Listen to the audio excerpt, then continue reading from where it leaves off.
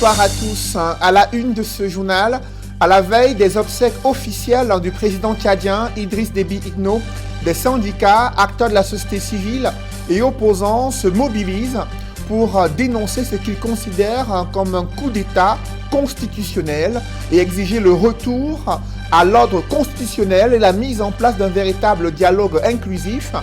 Pendant ce temps, le Conseil militaire de transition multiplie les concertations avec les forces vives de la nation tchadienne et les diplomates. À suivre dans ce journal, le point sur l'arrivée des délégations officielles et des chefs d'État devant assister à ces obsèques du maréchal président Idriss Déby Itno.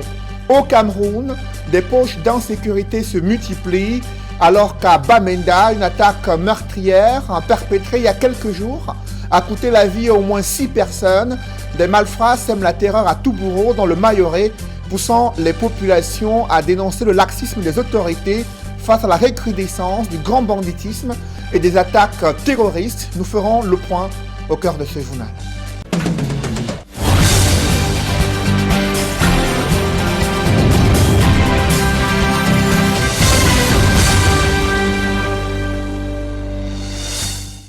Merci de suivre cette édition complète de l'information sur Equinox Télévision. Mettons tout de suite le cap sur N'Djamena, la capitale du Tchad, qui accueille depuis cet après-midi des délégations officielles et des chefs d'État devant assister aux obsèques officielles du président Idriss Déby Itno, obsèques officielles prévues dès demain, vendredi. Pour le cas du Cameroun, c'est le ministre de la Défense qui représentera le chef de l'État, Paul Biya.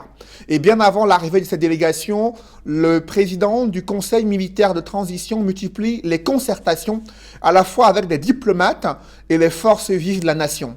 Parmi les forces vives de la nation tchadienne, il y a des acteurs de la société civile, des syndicats, des avocats et opposants qui s'insurgent contre ce coup d'État constitutionnel et demandent qu'il y ait un dialogue inclusif et le retour de l'ordre constitutionnel. D'autres précisions avec Gladys Sidé.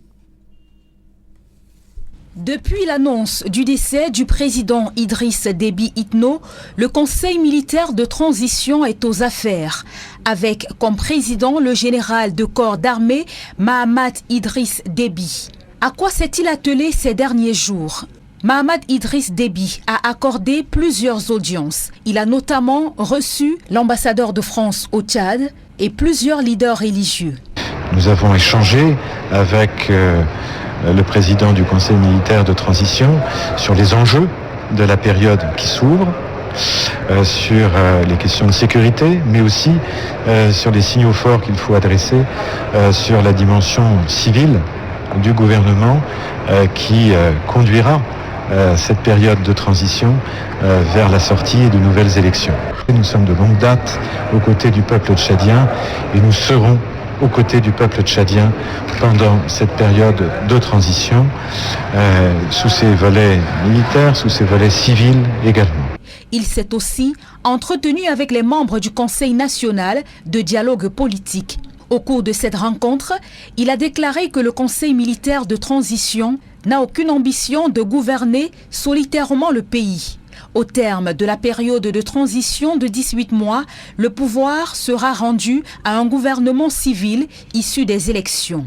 Dans la même lancée, une charte de la transition prévoyant l'abrogation de la Constitution a été publiée pendant quelques heures sur le site de la présidence avant d'être retirée.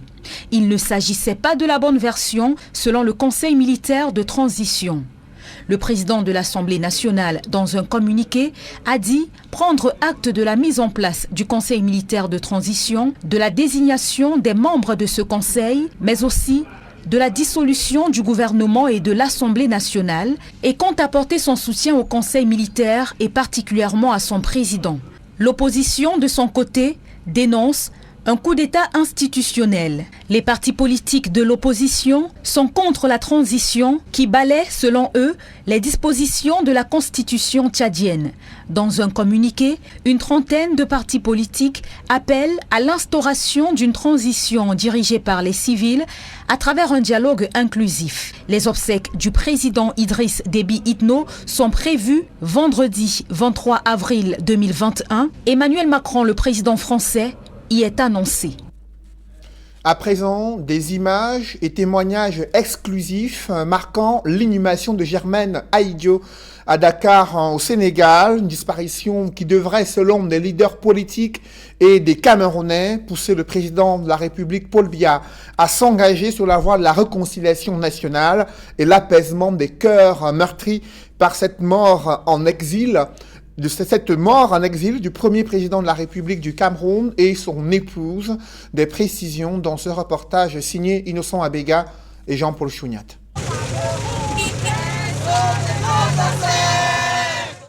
Au cimetière de Yoff à Dakar, un corbillard ayant à son bord la dépouille de Germaine Abiba Ahidjo, la toute première dame du Cameroun indépendant, décédée en terre sénégalaise le 20 avril 2021.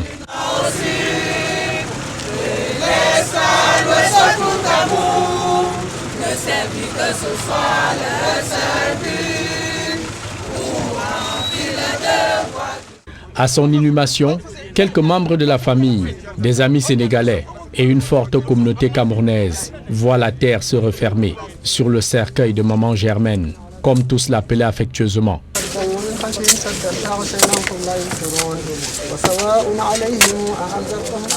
Nous sommes de perdre notre maman Germaine Ahidjo. Ça nous fait très mal au cœur. Nous sommes tristes. Raison pour laquelle nous sommes venus là pour l'accompagner jusqu'à sa dernière demeure. Cette perte nous exprime notre désolation parce que c'est un moment qui est parti. Les étudiants l'ont considéré comme étant un patrimoine et aujourd'hui nous ne pouvons qu'être déçus parce que les funérailles ne se sont pas passées effectivement comme nous l'espérions. Le site de la dernière demeure de Germaine Ahidjo n'a pas été choisi au hasard. C'est bien ici que repose son mari, Amadou Babatoura Ahidjo, le tout premier président de la République qui dirigea le Cameroun de 1960 à sa démission le 6 novembre 1982. Pour de nombreux Camerounais résidant au Sénégal et tous ceux qui ont fait le déplacement pour Dakar, les officiels de l'ambassade du Cameroun au Sénégal et le président Macky Sall qui s'est fait représenter, l'hommage est tout mérité pour Germaine Ahidjo, une grande figure et témoin privilégié du déroulement de l'histoire politique du Cameroun, de sa rencontre avec Amadou Ahidjo en 1955 jusqu'à son décès en exil le 30 novembre 1989. Moi je l'ai connu parce que j'ai quand même 72 ans. J'ai connu avant l'indépendance et après l'indépendance. Donc j'ai vécu tous les événements du Cameroun du temps d'Ahidjo. Rendre cet hommage à Germaine Ahidjo, c'est rendre un hommage au Cameroun. C'est un devoir de mémoire. Nos enfants doivent savoir que Ahidjo fut notre premier président et que Germaine Ahidjo fut son épouse. De la disparition du premier chef de l'État camerounais à son enterrement à Dakar, la mère de Aminatou Ahidjo respirait et vivait pour un seul combat. Forcer la main à Paul Biya, le successeur constitutionnel de son époux, à ramener les restes d'Amadou Ahidjo au Cameroun et offrir en son honneur des obsèques officielles à sa mémoire. Décédée à l'âge de 89 ans, Germaine Abiba Ahidjo quitte la scène sans avoir vu de ses propres yeux le transfert au bercail de la dépouille d'Amadou Ahidjo. Si les enfants des illustres disparus ont presque abandonné le combat de toute une vie de leur mère, c'est désormais les corps du premier couple présidentiel camerounais que le peuple espère voir un jour revenir sur sa terre natale. Germaine Ahidjo s'en va donc avec tout un pan de l'histoire politique du Cameroun.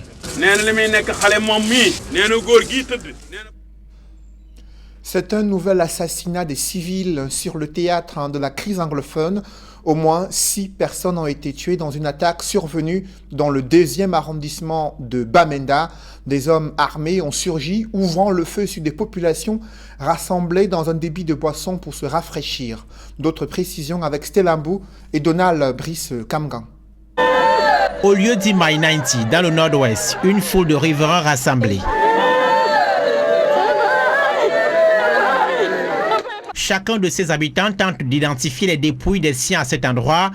Sur place, plusieurs corps ont été extraits. Des personnes civiles tuées la veille dimanche au soir dans un snack bar. Cette jeune fille a perdu son frère.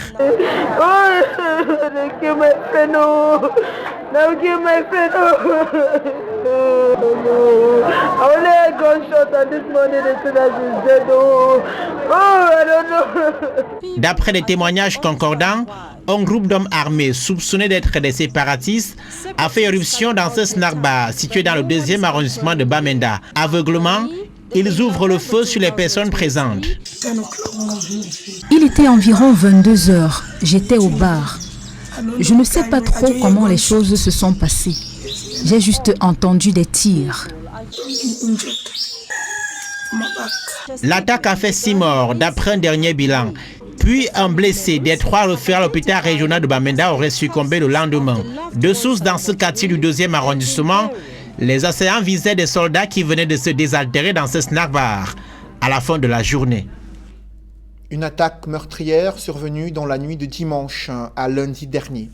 À Toubouro, dans le Mayorais, ce sont des malfrats qui sèment la terreur, ils torturent, pillent et prennent des otages dans des villages de cette commune. Exaspérées, les populations crient leur colère et interpellent les autorités administratives sur la nécessité de renforcer le dispositif sécuritaire dans le septentrion du Cameroun. D'autres précisions avec Jean-Blaise Noupayé et Sylvestre Hippolyte Zangaou. Hommes, femmes et enfants bastonnés, des biens emportés. Les malfrats sèment la terreur à Toubouro dans la région du Nord. Les habitants de plusieurs villages de cette commune ont perdu le sommeil la nuit tombée, craignant d'être à nouveau visités par les malfrats, qui n'hésitent pas à les torturer avant de s'emparer de leurs biens. Ils sont venus environ de 23 heures. Ils ont son nombre de 8 personnes. Ils ont entré chez moi. Ils ont arrêté 2 gens. Et ils ont arrêté mes femmes. Ils ont tapé mes femmes jusqu'à... Ils ont arrêté la première femme. Ils ont entré dans la chambre de deuxième femme. Ils ont arrêté. Ils ont tapé jusqu'à... que les femmes là, ils ont les bébés dans la main. Ils ont entré dans la chambre de mes frères. Ils ont arrêté 2 frères. Ils ont parti en brousse avec eux. Tout ce que j'ai labouré dans 10 ans, je laboure l'arachide et le maïs et aussi le coton. Ils ont pris 12 millions. Ils ont toqué jusqu'à 5 portes, ils ne m'ont pas eu, c'est la 6e porte où ils sont venus toquer, ils ont ouvert ça. Ils ont menotté ma main avec une chaîne avant de me faire sortir de la chambre. Oui, une fois que ma femme a entendu tout ce bruit, elle est sortie et une fois qu'elle est sortie, on a tapé sur sa tête et elle s'est blessée au niveau du front. Ils m'ont attaché mon bras dans le dos et c'est de là ils m'ont tabassé jusqu'à. Ils ont vendu 8 têtes de mes bœufs et 8 chèvres avec mes sacs de maïs ainsi que ma moto. Ces malfrats ne se limitent pas au butin emporté. Ils prennent également les populations en otage et exigent des rançons. Une fois qu'on m'a pris, on est allé me unir avec 2 personnes qu'on a pris à Gaïndiki. C'est comme ça qu'on nous a amenés en brousse. Ils nous ont amenés entre le Tchad et le Cameroun. On m'a demandé 25 millions. Je me suis battu, j'ai payé 2 millions comme rançon et c'est là où on m'a libéré.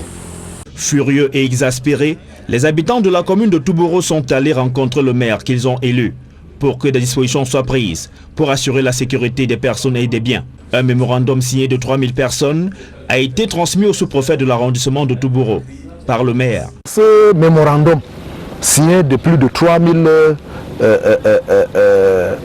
fils et filles de l'arrondissement de Toubouro, nous sollicitons entre autres qu'il y ait des opérations d'envergure pour sécuriser les populations, de les mettre en confiance afin de leur permettre de vaquer librement à leurs occupations champêtres et pastorales. La commune de Toubouro est à la frontière avec le Tchad à l'est et la RCA à l'ouest. Une rocambolesque histoire défraie la chronique. À Bandioun, dans le département du Konki, région de l'Ouest, une jeune femme a succombé à de violents sévices corporels. Son conjoint, principal suspect, est accusé d'être son bourreau. Le mystère plane sur les mobiles d'un tel acte dans un couple qui venait pourtant à peine de célébrer leur mariage civil. S'agit-il de violences conjugales ou d'un crime passionnel? Où en sont les enquêtes? Élément de réponse avec Raphaël Tcheko et Vivien Tonfac. Voici une histoire d'amour qui vire au drame. Sur ces images, qui datent du 5 décembre 2020, Ariane et Alain Fotso, âgés de 28 et de 30 ans, jurent au cours d'une cérémonie de mariage grandiose de s'aimer, de s'accepter et de se tolérer le restant de leur vie. À peine le mariage célébré, l'amour entre les deux va s'effriter, cédant place aux actes de violence du conjoint. Quand je suis arrivée ici, ma soeur me parlait quand même des problèmes qu'elle a avec son mari, que ça ne va pas. Parce que quand je t'envie, elle me dit non, Stella, ne m'envie pas, tu ne sais pas ce que je vis. C'est là où elle commence à me raconter les menaces que son mari lui dit à la maison. Elle me dit ceci, quand elle reste, il dit que tu n'as personne, même si tu tues maintenant, c'est là, qui va parler, à part ta pauvre grand-mère là, qui va parler, ne voit personne, je n'ai peur de personne. Mise au courant de la propension de son gendre à recourir à la violence pour résoudre les problèmes de son couple, son beau-père le fit venir et lui tint ce langage. J'ai causé avec Alain, je dis Alain, tu es un jeune. Les jeunes dans le mariage doivent s'écouter, s'entendre. Tu es l'homme, tu dois apprendre à surpasser tout mal parce que tu es plus fort que ta femme. Elle peut parler certaines choses que tu ne peux pas, mais sois fort. Si je te dis ce qui se passe ici dans mon foyer, tu ne peux pas comprendre. Mais je me mets au-dessus pour être toujours le vainqueur. Ces conseils vont plutôt tomber dans les oreilles de sourds. Après le mariage, il a frappé sur ma fille, au point qu'elle est tombée. Elle a perdu. Oui. À la suite d'une énième prise de bec dimanche dernier, l'irréparable va se produire.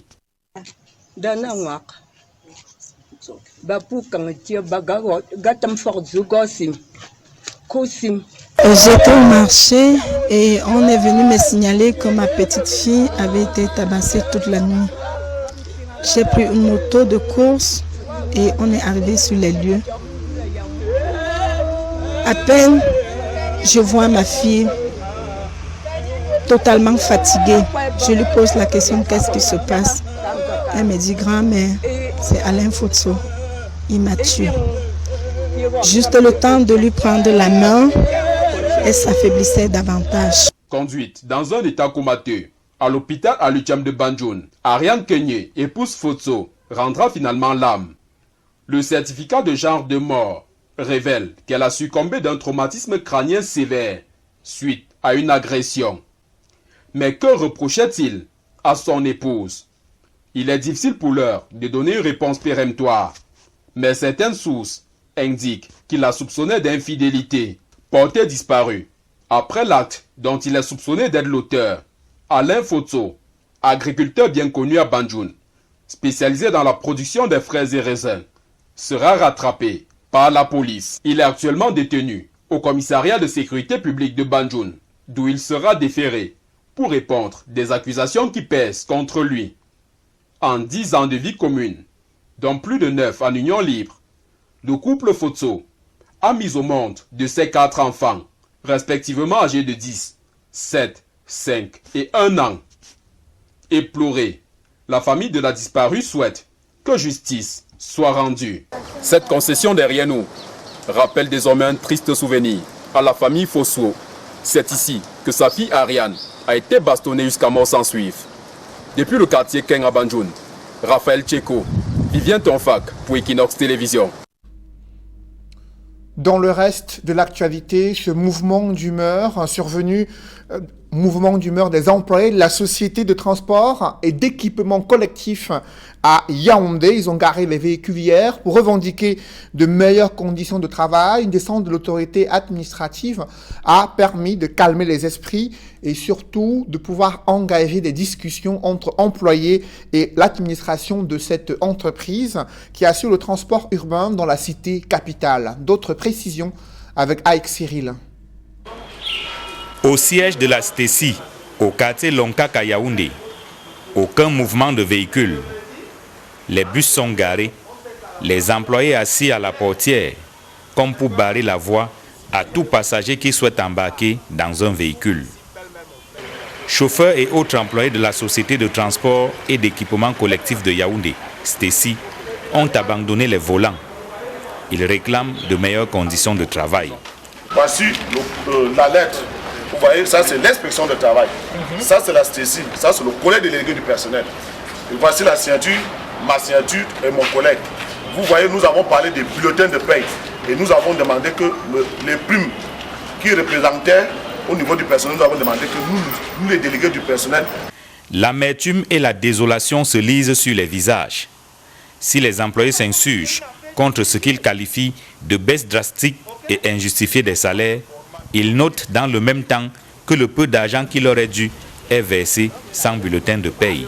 Moi j'ai pris la peine, je me suis présenté à la direction générale. Verbalement, je leur ai dit, le personnel ne peut pas être payé sans bulletin de paye.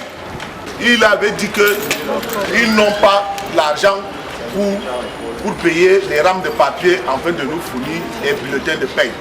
Interpellé sur la question, l'administration de l'entreprise admet son incapacité à fournir des bulletins de paye. Motif évoqué, la conjoncture actuelle. Pour ce qui est des bulletins, c'est là que nous commençons clairement. La situation n'est pas, c'est pas un refus d'imprimer bulletin. Le contexte, n'est-ce pas, affecte aussi le travail au niveau du matériel.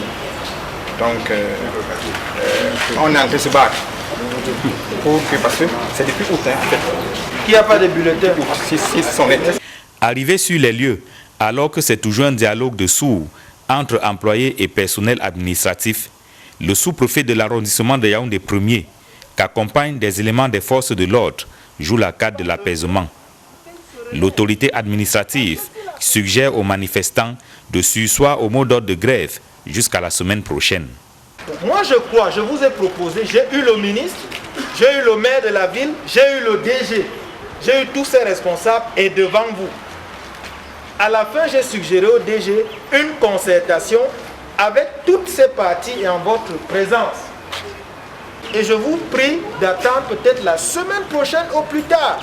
Après moult tractations, la direction générale de Stécie, selon le sous-préfet, aurait consenti à régulariser la situation salariale de ses employés. J'ai pu avoir le directeur général au téléphone. Nous avons échangé sur la question.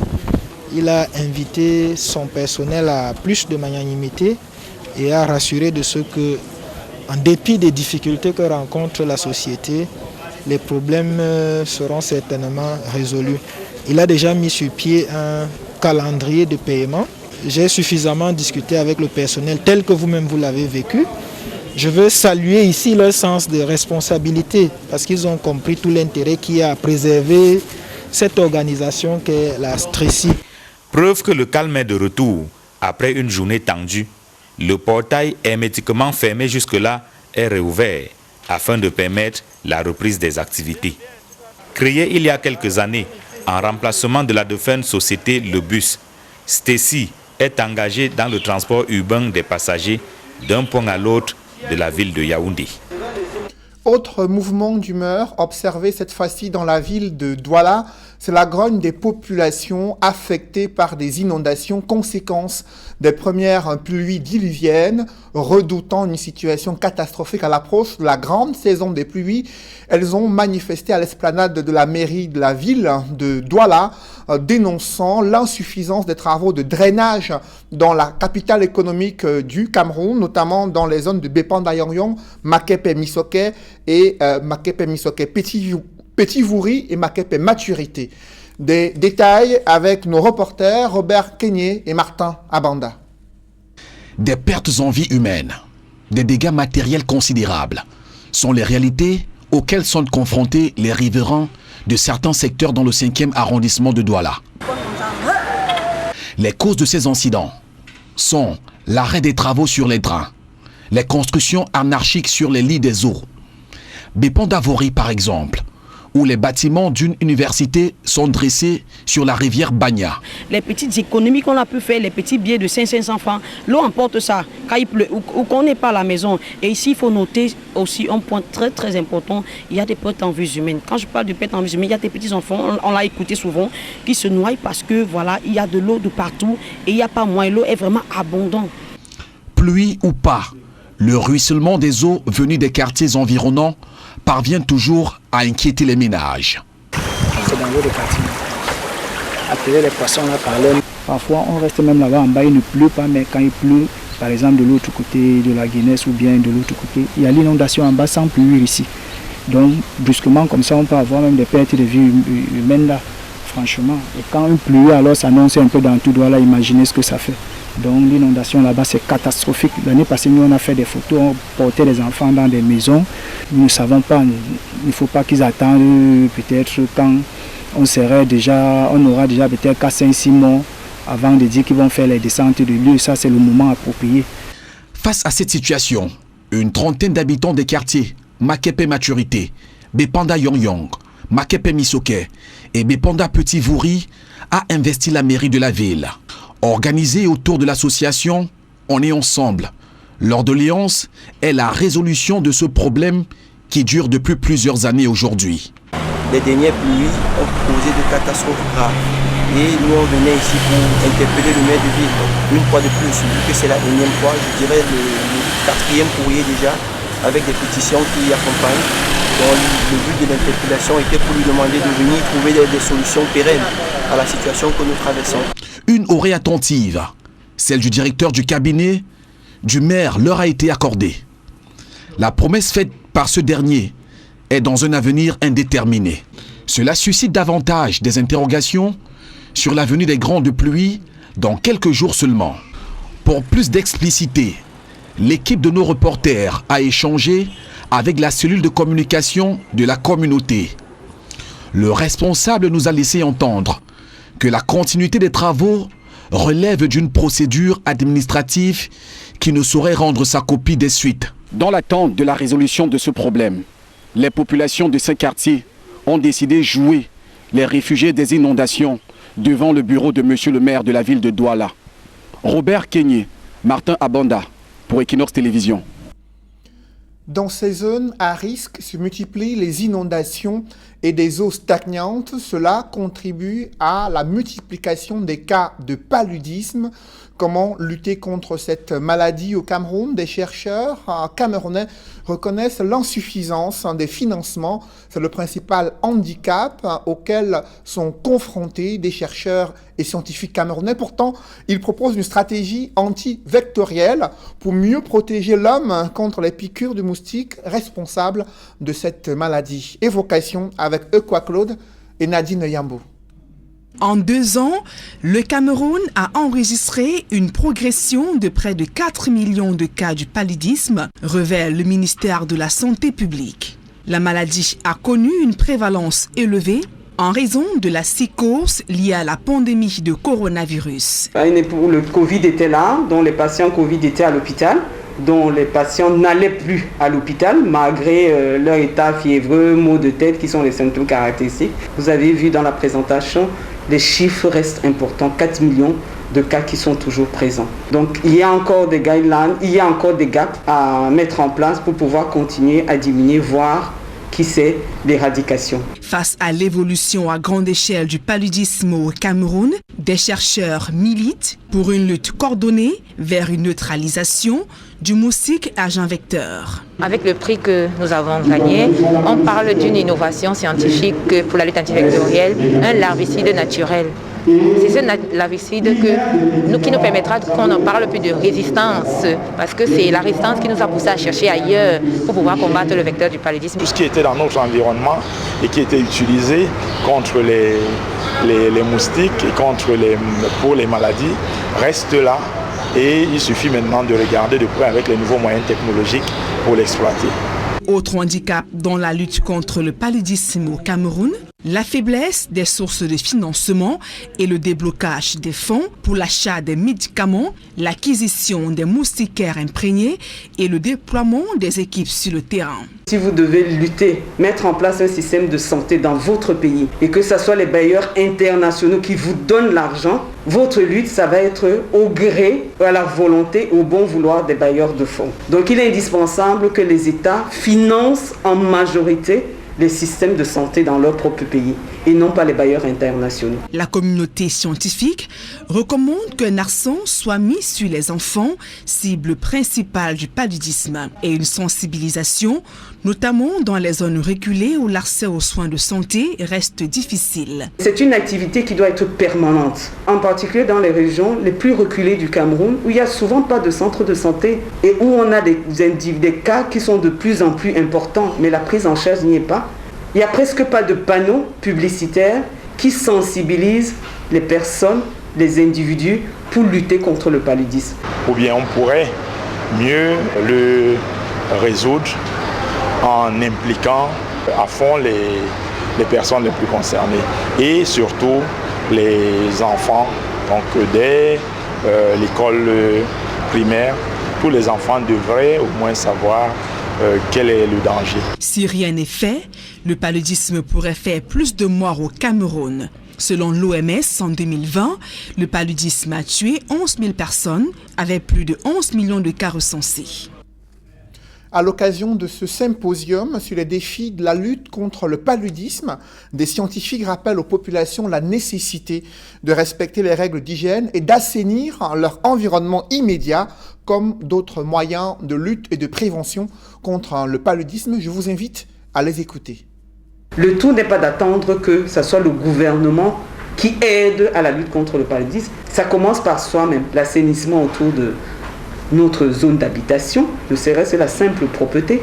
Il faut éviter les petits cours d'eau, les petits marécages, les espèces de roues où il y a les moustiques qui pondent leurs œufs, développent les larves, les petits fûts qu'on garde à la maison, même nos puits domestiques, il faudrait pouvoir les nettoyer. Il faut les laver, il suffit de mettre quoi? Quelques pastilles d'eau de javel. Ça permet de nettoyer le puits, ça permet d'avoir un puits sain, nettoyer autour du puits pour éviter en fait que les moustiques ne soient présents, qui puissent assurer la transmission. Nous-mêmes, le soir, dans les vêtements, quand on est dehors, on essaie de porter des vêtements un peu plus longs. C'est sûr qu'il fait chaud, mais il y a des tissus qui sont légers qu'on peut utiliser quand on est dehors pour se protéger contre les piqûres de moustiques et sensibiliser, et surtout les enfants. À présent, les images de la levée du corps du plus jeune député camerounais, Prince Mokodi Ange Gabriel, qui entame son dernier voyage. Vous le voyez en image, après la levée du corps, ses collègues parlementaires lui ont rendu un hommage au cours d'une cérémonie organisée au Palais des Congrès à Yaoundé. Élu député de Lambumba et Ngoko dans la région de l'Est, il était membre de la commission des affaires économiques à l'Assemblée nationale. Il avait 31 ans lorsqu'il accédait à la chambre basse du Parlement. Il est décédé le 24 mars 2021 des suites de courtes maladies. Le député Prince Mokodi Ange Gabriel. Je vous invite à présent à suivre quelques réactions à la fois de ses collègues parlementaires et des membres de sa famille. Notre cher collègue faisait partie de la commission des affaires économiques, de la programmation et de l'aménagement du territoire. Son départ précoce et inattendu ne nous a pas donné l'occasion d'accomplir ensemble notre devoir dans le cadre des activités qui nous incombent en tant que commission. Au nom de l'ensemble des membres de la dite commission, je saisis cette occasion pour réitérer à la famille si durement éprouvée mes condoléances les plus attristées, auxquelles j'associe l'expression de ma profonde compassion. L'honorable Prince Mokodi Ange Gabriel, qui est décédé à l'âge de 32 ans, a connu une vie politique très riche, marquée par son passage depuis 2005 comme militant de base OJLDPC, puis secrétaire de la sous-section OJLDPC de Nola Molundu, avant d'être tête de liste LDPC au législatif du 2020 dans la circonscription de Bumba Ngoko pour devenir député LDPC de la 10e législature. Ces hommages nous réconfortent, mais ces hommages ravivent d'ailleurs notre tristesse d'avoir perdu si tôt, si précocement, cet être cher. Je voudrais donc ici simplement, au nom de la famille Mokodi, au nom de tous les ressortissants du Soleil Levant, vous dire merci. Merci, honorable député, pour ces hommages. Mesdames, messieurs, c'est la fin de ce journal. Merci de l'avoir suivi. Juste après cette édition de 20h, retrouvez Serge Alain Rotou et ses invités pour le débrief du journal sur le plateau d'Equinox Soir en direct de Yaoundé.